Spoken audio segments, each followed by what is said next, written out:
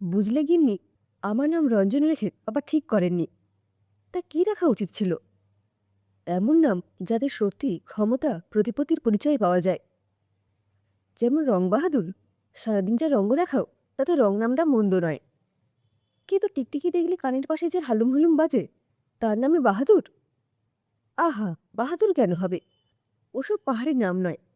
আমার নাম হতো বেশ কন্দর্প নারায়ণ, রাজ সিংহ, শক্তিমোহন, দেবী শঙ্কর, রাজাধিরাজ, উমাপতি। আহা, তা রাজামশাইয়ের এই বুড়ো বয়সে এসে নাম পরিবর্তনের শখ হলো কেন? তার থেকে ভালো বউ পরিবর্তন করো। সব ব্যাপারে তোমার এই ইয়ার্কির অভ্যেস ভালো নয়। যা শরীরে রাজরক্ত পেয়েছে তার নামও তো রাজাসিক হওয়া উচিত। কি, রাজরক্ত তোমার শরীরে? হ্যাঁ, আমাদের পূর্বপুরুষরা তো জমিদার ছিলেন। জমিদার? অশ্বিনকালেও শুনিনি এই আজগুবি ইতিহাস। বিয়ের পর তো শুনেছিলাম তোমার ঠাকুরদার ঠাকুরদা পূজারী বামুন ছিলেন। আরে সে তো মাত্র কিছুকাল আগের কথা। তোমার ঠাকুরদার ঠাকুরদা মাত্র কিছুকাল আগের লোক? হ্যাঁ, তার আগে আমরা অগণিত পুরুষ ধরে জমিদার ছিলাম। ঠাকুরদার সময় শয়তান লাঠিয়ালের ষড়যন্ত্রে আমাদের জমিদারই গেল। লাঠিয়াল হয়ে বসল জমিদার, আর আমার ঠাকুরদা হলেন সর্বশান্ত। ভাগ্যিস ভট্টাচার্য ব্রাহ্মণ বলে গলায় পইতে ছিল, কিছু পুজোর নিয়মও জানা ছিল, তাই পরিবার না খেতে পেয়ে মরেনি। লাঠিয়ালের ষড়যন্ত্রে জমিদার সর্বশান্ত? সারা জীবনে এমন গল্প শুনিনি। আজ বুঝলাম ইলিশের দামে তোমার ব্যাগে বাটা মাছ আসার রহস্য। তুমি কিন্তু কথা বদল করছো। আমি নিজের মধ্যে একটা রাজকীয় সত্তা অনুভব করছি। একটু আগে একটা বই পড়েছিলাম, সেই বইও লেখা আছে আমরা যা মনে করি অনেকাংশে আমরা তাইই হই। যেমন বিয়ের আগে তুমি ভেবেছিলে আমি তোমার দাসী, সারা জীবন তোমার সংসারের জন্য দাসীবৃত্তি করে যাব। কথা বাড়িও না আর। সন্ধ্যা হয়ে এলো প্রায়, হাঁটতে যাও, কিন্তু ভুলেও চপ সিঙ্গারার দোকানের দিকে তাকাবে না। পরশু মাঝরাতে উঠে জোয়ানের আরক খাওয়ার পর ঘুমোতে পেরেছিলে, সেই নাটকের জন্য আমারও অর্ধেক ঘুম গেল। ঘুম চোখে সকালে উঠে এক সংসার কাজ করার সময় তো আর ঠাকুরদার লাঠিয়ালের বউ এসে সাহায্য করবেন না। অবসরপ্রাপ্ত ব্যাংককর্মী রঞ্জনবাবুর জীবন আক্ষরিক অর্থে সুখের। স্ত্রী অভয়া গৃহকর্মে নিপুণা, পুত্র অভিষেক একটি কলেজে গণিতের অধ্যাপক, কন্যা অন্তরা শাস্ত্রীয় সঙ্গীত নিয়ে গবেষণা করছে। অভয়া দেবী চিরকালই অল্প বিস্তর দাপুটে, কিন্তু অবসর গ্রহণ করার পর রঞ্জনবাবু অনুভব করেছেন দাম্পত্যে সুদীর্ঘ 32 বছর পার করার পরেও উনি সংসারে কথা বলার যোগ্যতা অর্জন করতে পারেননি।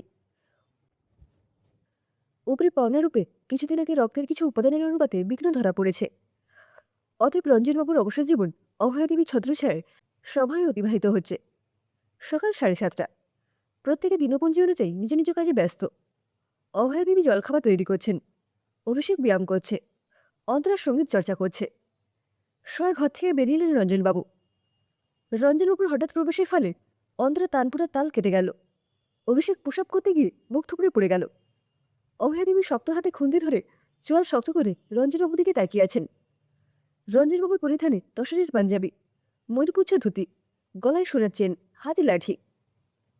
মনে হচ্ছে সকলে খুব ব্যস্ত, এত ব্যস্ত যে নিজের স্বামী ও পিতাকে প্রণাম করার কথা ভুলে গেছে সবাই।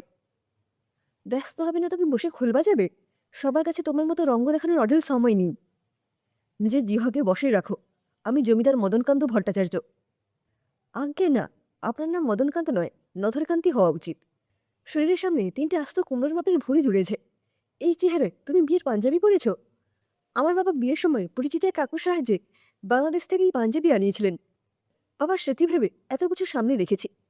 তুমি বিশালপু এর মধ্যে ঢুকিয়ে একদিনই নষ্ট করে দিলে সব। বাবার কথা ভেবে অভয়া দেবী চোখের কোণে সামান্য জল। জমিদার মদনকান্ত চাইলে এইরকম হাজারখানেক পাঞ্জাবি নিজের পায়ের কাছে আনিয়ে ফেলতে পারে। এর জন্য অশ্রুপাতের প্রয়োজন নেই। স্বর্ণবালা? স্বর্ণবালা? এত বছরে তো একজোড়া ব্রোঞ্জের বালাও গড়িয়ে দাওনি। বিয়ের গয়নাই এত বছর ধরে সব অনুষ্ঠানে বলছি। কেউ জিজ্ঞেস করলে বলি বর আমার অতি পরোপকারী, সবাইকে দান করার পরে বইয়ের জন্য কিছুই বাঁচে না। আচ্ছা, এই সমস্যা? ভট্টাচার্য বংশের কুলবধূর গহনার অভাব? এই যে আমাদের বংশের চূড়ান্ত অপমান। আজই স্যাকরাকে খবর দেওয়ার ব্যবস্থা করো। যত দ্রুত সম্ভব সিন্দুক ভর্তি গহনা যেন সে প্রস্তুত করে। সিন্দুক ভর্তি গহনা? হাজারখানেক পাঞ্জাবি? এইসব অবধারিত কাল রাতে মটন বিরিয়ানি খাওয়ার ফল। বাবু, তোকে বলেছিলাম না, যখন এই জাতীয় কোনো খাবার খাওয়ার ইচ্ছে হবে বোনকে নিয়ে বাইরে গিয়ে খেয়ে আসবি। এই পেট পাতলা লোকের সাংঘাতিক নোলা। মামনি, বাবার জন্য সোডা ওয়াটার নিয়ে আয়। স্পর্ধা অতিক্রম করো না স্বর্ণবালা। আমার জন্য রাধাবল্লভী আর ক্ষীর বানিয়ে আনো। শরীরে যেন রক্তের জায়গায় চিনির শরবত বইছে। ট্রাইগ্লিসারাইড লেভেল দেখলে মনে হবে সারাদিন ঘিয়ের কারখানায় বসে থাকে। তারপরেও রাধাবল্লভী আর ক্ষীর খাওয়ার শখ। গৃহকর্তাকে খাদ্য নিয়ে অপমান করতে লজ্জা করছে না? তোমার মুখ দিয়ে যদি আর একটা শব্দ বেরোয় তাহলে আমি গৃহত্যাগী হব। বেশ ভালো, যাবে কত দূর? আগের বার ঝগড়া করে হাঁটতে বেরিয়ে সামনের গলিতে ষাঁড় দেখে ফেরত এসেছিলে। এইবারের গন্তব্য কি দুটো গলি পেরিয়ে ভবিষ্যৎ তেলে ভাজার দোকান? বেহায়া নারী, নিজের স্বামীর উদ্দেশ্যে এই জাতীয় লাঞ্ছনাপূর্ণ শব্দ প্রয়োগ করতে লজ্জা করছে না? আমার ঠাকুরদা জমিদার কন্দর্প নারায়ণের তেজের সামনে পড়লে তোমার উচিত শিক্ষা হতো। রান্নার ঠাকুর একবার রান্নায় কম হলুদ দিয়েছিল। ঠাকুরদা ভেবেছিলেন ঠাকুমার পরিদর্শনে ত্রুটি। সেই কারণে উনি গৃহত্যাগী হয়ে পাকার বাড়িতে এসে 1 মাস ছিলেন। ঠাকুমার মুখদর্শন করেননি। শেষে ঠাকুমা পায়ে পড়ে ক্ষমা চাওয়ায় ঠাকুরদা ফেরত এসেছিলেন। কন্দর্প নারায়ণ নামটি শুনে কেমন যেন খটকা লাগলো অভয়া দেবীর। দুদিন আগেও তো রঞ্জনবাবু এই নামটি বলেছিলেন। আর একটি লক্ষণীয় বিষয়, 32 বছরের বিবাহিত জীবনে রঞ্জনবাবুর নিজের স্ত্রীর সম্মুখে এতক্ষণ টিকে থাকার সাহস হয়নি। মেয়ে অন্তরের বরাবর বাবার প্রতি অন্তরের টান একটু বেশি। সেও মাকে বলল, মা, জন্মান্তর কোনো নতুন ঘটনা নয়। বিশেষ কিছু মানুষের হঠাৎ একদিন পূর্বজন্মের কথা মনে পড়ে। বিজ্ঞান ওই বিষয় নিয়ে গবেষণা করছে। কিন্তু পুত্র অভিষেকের মধ্যে মায়ের সত্ত্বে একটু বেশিই বিরাজমান। সে চুপ করে থাকার পাত্র নয়। বাবা, সকাল থেকে বাড়িতে কি নাটক শুরু করলে বলো তো? মায়ের সঙ্গে কি ভাষায় কথা বলছো তুমি? এইবার চুপ করো। আহাম্মক, পিতার সঙ্গে কথা বলার ভাষা তুমি ভুলে গেছো? তোমার আস্পর্ধা দেখে আমি হতবাক হচ্ছি। আমাদের পরিবারে এই জাতীয় বাচাল সন্তানকে খড়মপিটা করার রীতি আছে। খড়মপিটা শব্দটি শুনে অভিষেকও চুপসে গেল। যে বাবা জীবনে একদিন আঙুল পর্যন্ত তোলেননি, তিনি আজ খড়মপিটা করার কথা বলছেন। মা অভয়া দেবীও চুপ করে দাঁড়িয়ে সব সহ্য করছেন। এর অর্থ রঞ্জনবাবুর মধ্যে অবধারিত কোনো পরিবর্তন ঘটেছে।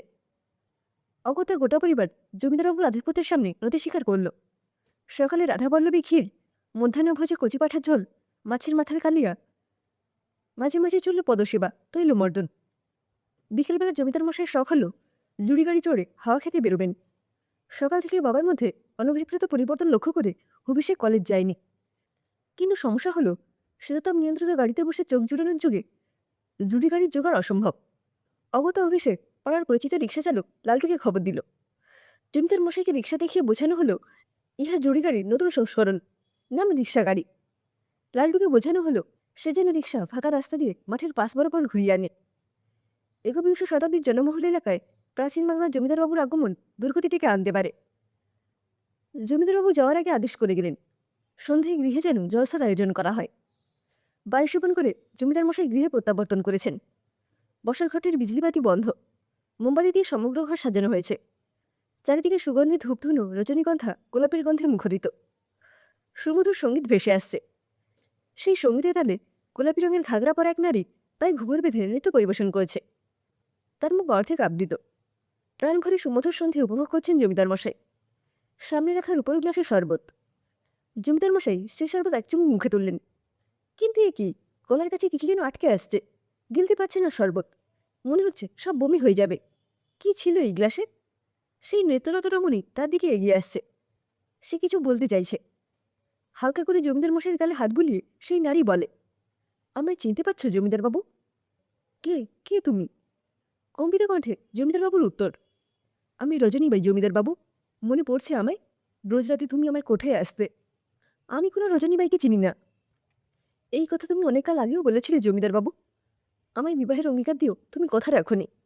সবার সামনে আমাকে অপরিচিতা বলে অস্বীকার করেছিলে। সেই অপমানে আমি বিষ খেয়ে আত্মহত্যা করেছিলাম। জন্মান্তর তোমার একার ঘটেনি জমিদারবাবু, আমারও ঘটেছে। আগে জন্মে তোমার জন্য আমি শেষ হয়েছিলাম। এই জন্মে তোমার পালা। ধীরে ধীরে এই শরবতের বিষ তোমার শরীরে প্রবেশ করবে। তোমার প্রতিটি অঙ্গ নিস্তেজ হয়ে আসবে। চিরনিদ্রায় ঢলে পড়বে তুমি। না, আমি কোনো জমিদার মদনকান্ত না। আমি রঞ্জন ভট্টাচার্য, প্রাক্তন ব্যাংক কর্মী। আমার স্ত্রী শ্রীমতী অভয়া ভট্টাচার্য। স্ত্রীর রক্তচক্ষুর আকর্ষণে এই জীবনে অন্য কোনো নারীর দিকে তাকানোর ইচ্ছে হয়নি। আমায় মেরো না, আমি তোমায় চিনি না। সমগ্র ঘরে হাসির রোল। মুখের ঘোমটা তুলে ক্রমাগত হেসে চলেছে রঞ্জনবাবুর শালিকা আরতি দেবী। ঘরের ভেতর থেকে বেরিয়ে এসেছেন অভয়া দেবী। একদিনে রাজা হওয়ার শখ পূর্ণ হলো আমি তো সকালেই জানতাম। যখন দেখলাম ময়ূরপুচ্ছ ধুতির সঙ্গে হাওয়াই চপল পরে বেরিয়ে এলে, তখনই বুঝলাম আজ বাড়িতে একটা সুন্দর নাটক মঞ্চস্থ হতে চলেছে। সকালে কথায় যখন তোমাকে কাটতে পারলাম না, তখনই বুঝলাম তোমাকে পরাস্ত করতে আমাকেও পূর্বজন্মে দ্বারস্থ হতে হবে। তাই এই আয়োজন। চিন্তা করো না, তোমাকে মরতে আমি দেব না। ওই গ্লাসে চিরতার জল ছিল। জমিদারি রসনা তৃপ্তির জন্য সারাদিন শরীরে যে বিষ ঢুকিয়েছ, তার জন্য এই আয়োজন। আর একটি কথা তুমি ঠিক বলেছ, আমাদের সম্পর্ক জন্ম জন্মান্তরের। সেই পুরাকালে আমাদের প্রথম দেখা। তুমি ছিলে হিরণ্যকশিপু, আর আমি নৃসিংহ অবতার। তাই ভবিষ্যতে সিংহার দিকে তাকানোর আগে ভেবে নিও। সকলের অট্টহাসির মাঝে মুখ নিচু করে বসে আছেন বেচারা রঞ্জনবাবু। এই জীবনে অভয়া দেবীর সংসারে নির্ভয়ে বাঁচা আর হলো না। দেখা যাক, পরের জন্মে যদি ভাগ্যদেবী সুপ্রসন্ন হন।